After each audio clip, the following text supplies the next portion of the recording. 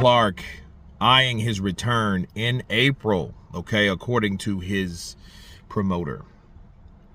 After the major scare over his jaw and let me counterpunch. I think that Frazier Clarke pretty much spoke it, believed it, and he's hoping to receive it.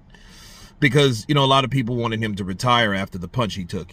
That could happen. He got hit in an awkward position, which dislocated the jaw, breaking the jaw, causing the jaw to be reset, okay?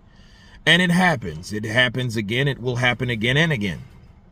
That's what happens when you get punched in the face. This is a very violent sport, so don't get it twisted. But I do think Frazier Clarke can make improvements. I think he'll learn from that mistake. It may or may not have been a particular person's fault, which I have a video coming real soon on that anyway. But I do think that Frazier Clarke, I think he's too young to retire. I think he has a whole lot of fight left. He's a very talented fighter.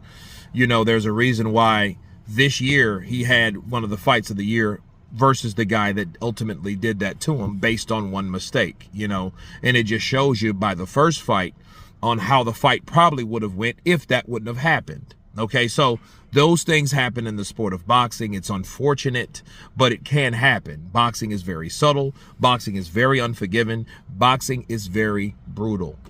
Okay, that's what that means. So I'm glad to see him come back to the sport.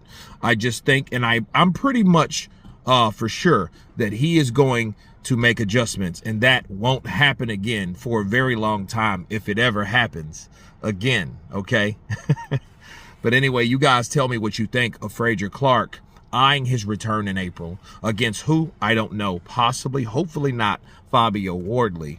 Of course, please subscribe. Please like and share. And you guys been Counterpunched. Peace!